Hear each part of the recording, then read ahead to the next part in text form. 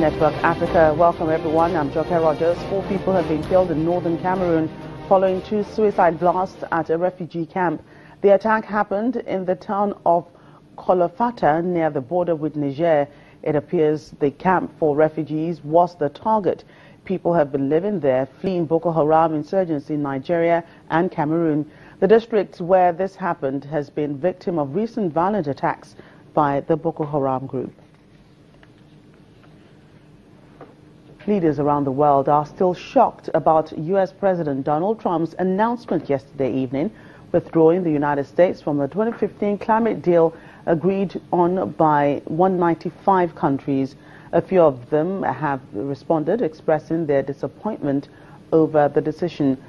Zimbabwean President Robert Mugabe tweeted this morning, U.S. Paris climate deal reversal. This is sad and regrettable. Poor nations will bear the brunt of climate change. Sad day. Withdraw. Ghana's former president, John Mahama, called the decision of the U.S. president unbelievable and said it was a very sad day for global cooperation. He was among other world leaders who backed the historic agreement, promising to implement measures to curtail global warming. He later said that the United States had abdicated its leadership role in the world. Meanwhile, former UN Secretary General Kofi Annan says that the U.S. withdrawal should challenge other countries to increase their efforts to address climate change.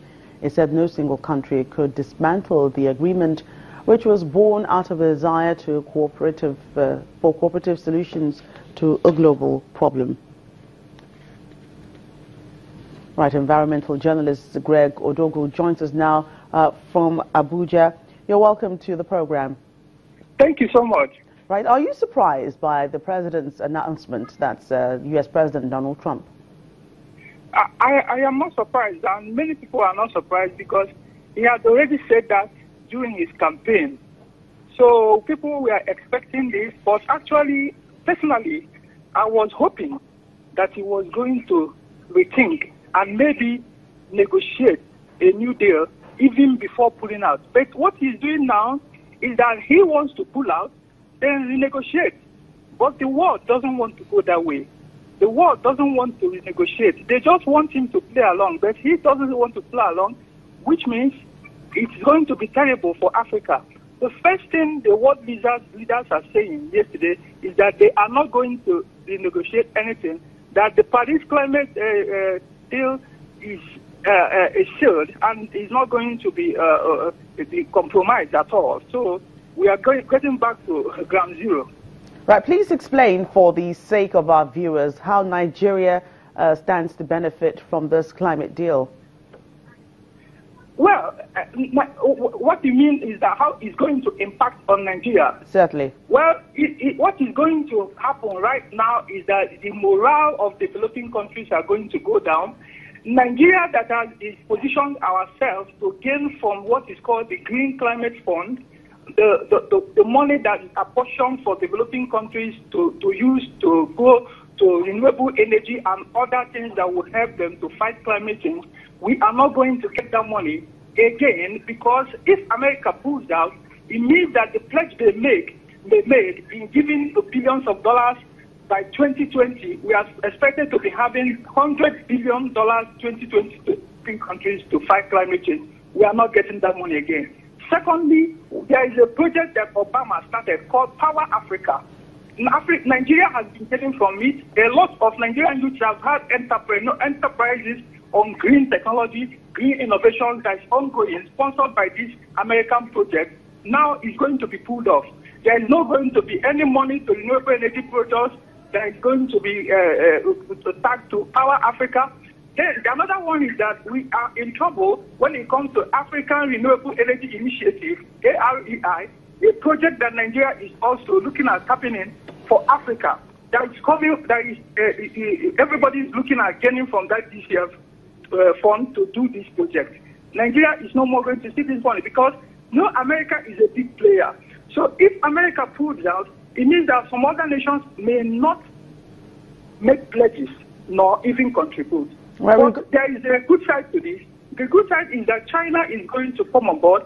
China has said already that they remain with the deal, that they are not pulling out. So China technically, in the climate change sphere, China is a developing country like us. So what we are going to be seeing now is a South-South cooperation. There is going to be a concentration on South-South collaboration. We are going to look inwards. We are going to look away from, actually looking away from the West for the meantime, mobilize resources. And you know that China is a big player because they are the biggest they are the biggest emitters of carbon, and which is even the problem that America is looking at, because they are always arguing that because China is a big emitter, even they emit more than America. I mean, they are the highest emitters of carbon. So but the game we are going to have is that there is going to be a South-South cooperation. We are going to look at energy efficiency, while the West will strategize, actually. We are going to look at energy efficiency, smart grid, conservation, and smart agriculture. Because, you know, when you are on the ground, you fear no fall again. So we are not going to fear fall again right now. What we are going to do is to go back to the drawing board and come up with a strategy that will help us to fight climate change. But because the truth is that the developing countries that we fall in, we are the most impacted from the negative impacts of climate change. So it is scary. Where we are going now, what Obama has set up right now, it is what I term ecological anarchy.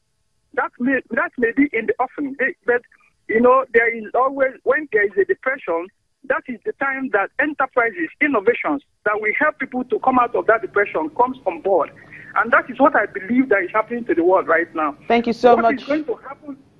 Thank you so much for your time on the program, environmental journalist Greg Ojogo. Thanks again.